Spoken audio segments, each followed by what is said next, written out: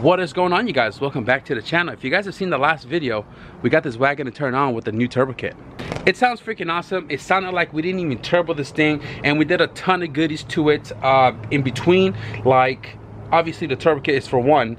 Two, we did the head gasket and the head stud. Now we are ready to convert this thing to OBD1. I'm super stoked on how this turned out. Everything seems to fit pretty well. One of the last thing I want to do to this car before I get rid of it is situate the power steering. I still need a bracket, I still need the crank pulley, I still need the cooler to make this all work. Aside from the wastegate dump, I might even do that today as well. Now you guys saw I cleaned this distributor. This is an OEM distributor from the junkyard. This is the 9295 DX single cam distributor. DX came with the D15B7, and that is practically the same engine as this guy, just in a newer model car. D15B2 88 to 91, D15B7 92 95.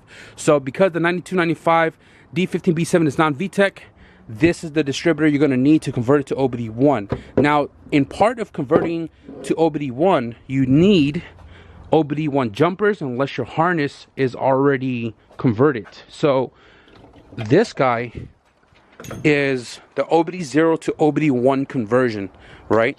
This is for the distributor to convert to OBD1, adapting to the OBD0 harness. This is the OBD0 to OBD1 ECU jumper. So this connects to the current plugs that are under the passenger floorboard, right? The stock ECU plugs, OBD0, which then converts over to OBD1, and then you can use an OBD1 ECU, which I have right here. This is a chipped OBD1 ECU, and this is on Chrome, so I could load up a map from Chrome, which, I mean, not me, my tuner, and chip this to program whatever setup that's in the car. Now, a lot of people think because you're converting to OBD1 or OBD2, you have to swap the injectors out. You don't have to swap the injectors out. The injectors itself just has a power and a signal, and that's practically the same for all of the Honda injectors other than the low impedance and high impedance. But we're going to keep the OBD0 injectors in here for now until everything's all squared, ready to go. Then we'll do the DSM 450, which are what we're going to be using for the turbo setup.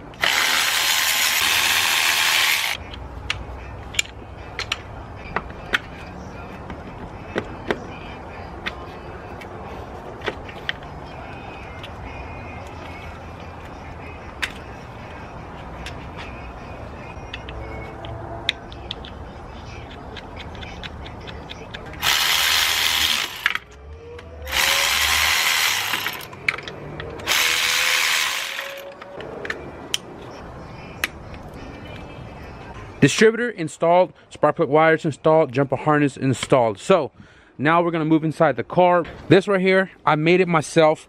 I got the plugs from the junkyard. This OBD1 right here, the OBD0 came from a spare OBD0 ECU I didn't need, so I salvaged it for these plugs right here.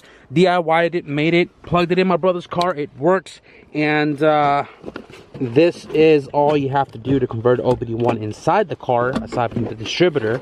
The cool part about this car is that none of these wires are modified. So that's freaking awesome, because you know me, I hate wiring mess, although I could sort it out. It's just a big headache. So this guy just comes off. All we gotta do is plug these guys up.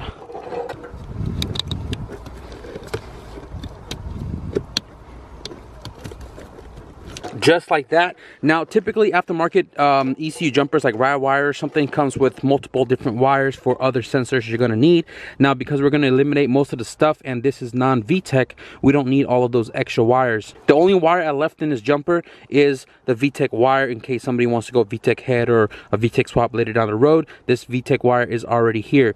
We don't have one for the VTEC pressure switch, which is, I think, I'm not even sure if I bypassed it yet, but VTEC pressure switch, you could bypass it. The OBD1 O2 sensor wires are not here because you can eliminate that off of the ECU as well as the knock sensor. So the only one here is the VTEC, and now I'm going to go and grab the S300 out of my all-wheel drive CRX so we can program a map for this car. But before I even do that, I got to give this car its weekly starts. Haven't driven it in about almost 2 months now. Warm it up at least once a week because of the E85. And I'm gonna do that right now. Sounds like a weak pump.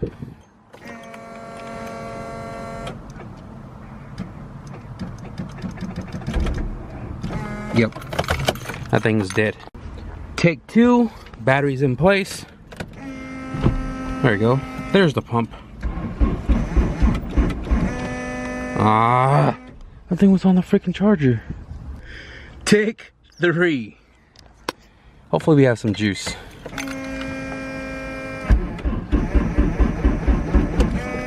Come on, I don't have any more batteries. I got the other CRX. Take 1000. Oh, come on. Now I could just take the ECU out and you know, go about my day, but you know what I'm saying, while the map is still in there, I might as well just warm this thing up real quick.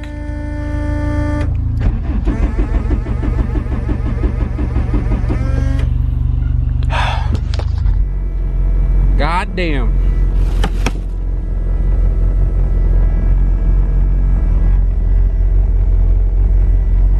A lot of fuel in the cylinder. A lot of fuel.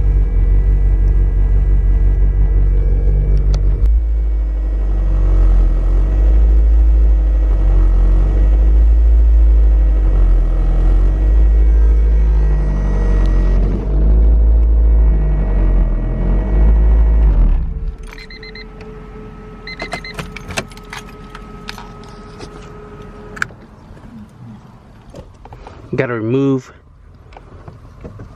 the harness for the Honda Rules cop kit, and obviously all the ECU plugs.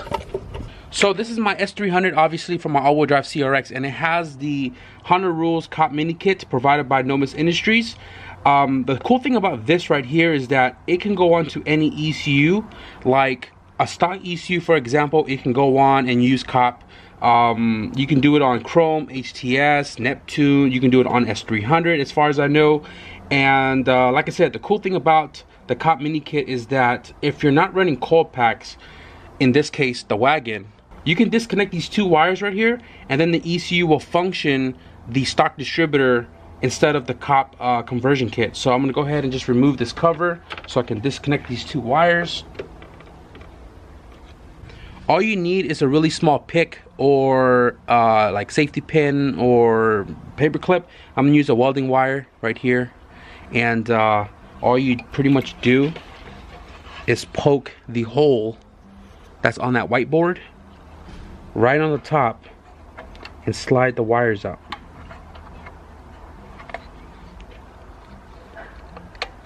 One, two. Easy peasy. And really simple to put it back together. Pretty much the pin on the left right here goes to the slot on the left on the whiteboard, and then the pin on the right, this guy right here, goes to the right pin from left to right. So left and middle, left and middle.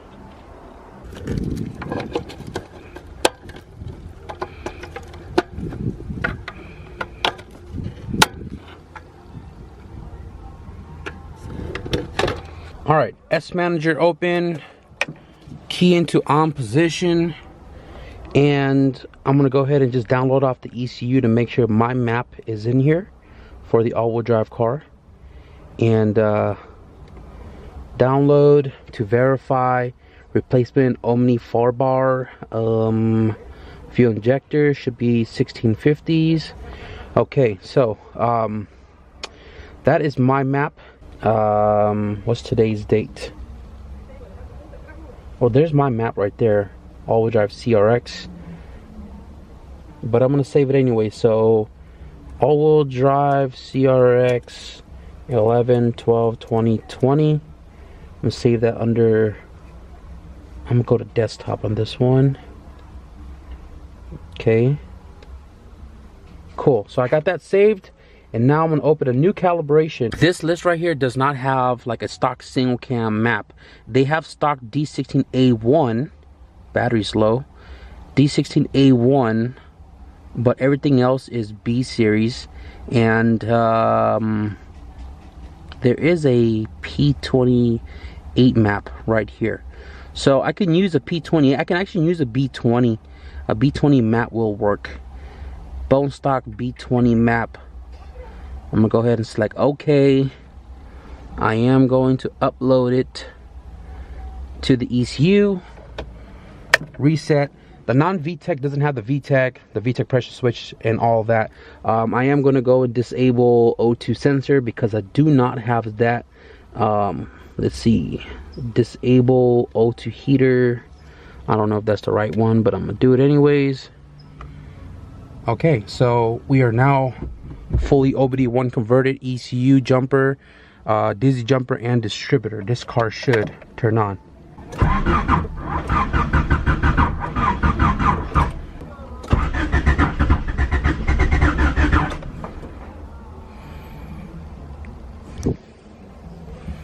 That sounds weird. So this is why I advise people to like take one step at a time. A lot of people who go from like OBD0, you know, the EF and DAs, to OBD1, they do it all in one shot, like during a swap or during wiring and stuff like that. I always tell people go OBD0 first, make sure it all works, and then go OBD1, because when you go from OBD0 straight to OBD1 during swap, during turbo, during all that stuff, and something goes wrong, you don't know where to start. So we know the car runs OBD0, and I went to OBD1, now the car don't turn on. So it's something that I did, something with the distributor, something with the distributor wiring, ECU wiring. Now I gotta backtrack and figure out what is not working. So I tried a P28 map with everything disabled, still doesn't turn on. It sounds really weird. Check it out.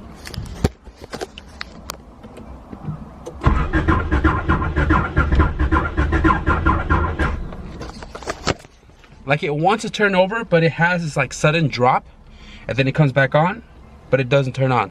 So I'm gonna figure this out real quick, and we'll see what we find. I thought I had the firing order wrong. The single cam stuff is freaking confusing. I originally thought it was 1, 2, 3, 4. Now it's 1, 2, 3, 4. You know, I'm really confused. Let me look at my damn diagram again.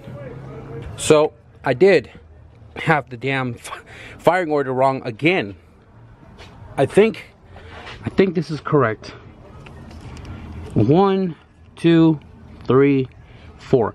I'm so confused because the OBD0 distributor right here, this flat section sits straight up and down, while the OBD1 sits pointing forward. So I went through a bunch of, I didn't even go through diagrams. I went through a whole bunch of D15B7 like engine bay photos, and I was trying to trace all the wires. And let me give this one a shot real quick. Yeesh. Crossing fingers, man. I traced all of the distributor wires.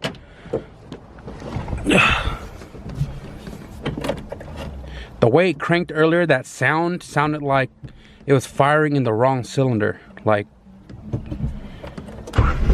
oh, that just turned on. That definitely just turned on.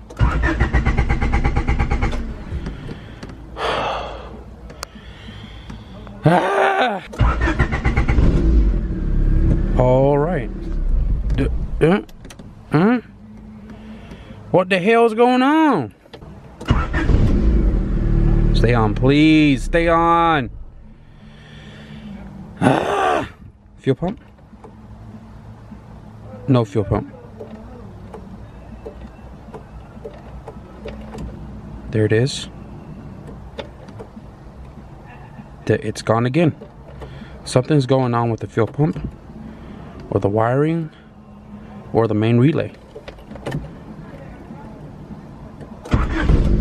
Stay on, please. Hey, guys. We are... That's not working.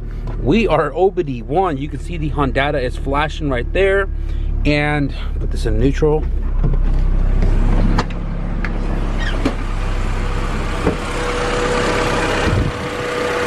freaking firing order was the issue this whole freaking dang time. But guys, the car is OBD1 converted. It is running, and we're that much closer. That much closer to tuning the car. Hell yeah.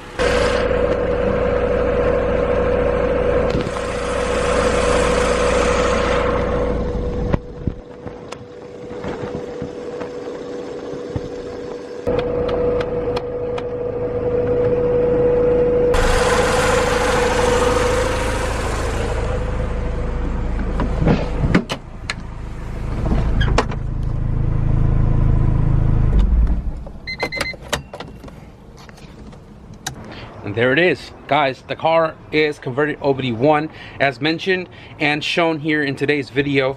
I'm super pumped. I'm about to text my tuner and see if he can squeeze me in on Saturday, which is 2 days from now, if we can get this car in a dyno. I'm gonna clean up right now all of my stuff that I'm not using anymore. I'm probably gonna tinker with some things here off camera, like trying to get this situated because I don't like it bouncing around. Just some small odds and ends, go over a few things, double check some stuff to make sure they function correctly before we put this car on a dyno. But I am going to wrap up this video right here as far as the OBD1 conversion goes. You know, it's crazy. I went to go turn on my CRX earlier, right? The weekly startup, and it's been floating in my head for a little while now about wanting to sell the all-wheel drive CRX. I haven't driven it in about 2 months. It's just been sitting there, and drag track and all that stuff. I've only went to the track probably once this whole year. The car just sits there. I don't have any need to drive here in the street. If I need to go anywhere, I have the KRX, turns on, drives. Not as noticeable as that car with the fuel pump, the clutch, the everything. The only thing that I need to do with that car is upgrade the axles and put it back in a dyno. Now, don't get me wrong. The idea is just floating. I'm not set in stone to wanting to sell that car. I mean, I built it. If I sold it, I can build it again. Not a big deal, but I have 2 all-wheel drive cars, 2 CRXs. I don't need 2 of each. You know what I mean? But on the bright side, if I decide to sell that car later down the road, next year, 2 years from now, it's definitely going to open up a lot of opportunities, you know, with the funds coming from that car. But you know, when you take a lot of time off to recover or sit around, you tend to think about a lot of things, you know what I mean? How to improve the channel, how to get some different things going on for the channel, so on and so forth. So I just want to throw that out there. But as far as today's video goes, guys, OBD1 conversion successful, 1 step closer to getting this car on a dyno. But I am going to wrap it up. I hope you guys enjoyed this video, and if you did, give it a thumbs up. And if you guys want to stick around for the dyno video, it might be the next one, or it might not be the next one, but 2 videos, 3 videos from now, we might be going on a dyno. Be sure to hit the subscribe button. But with that being said, thank you guys for watching, and I'll see you guys in the next video. Peace.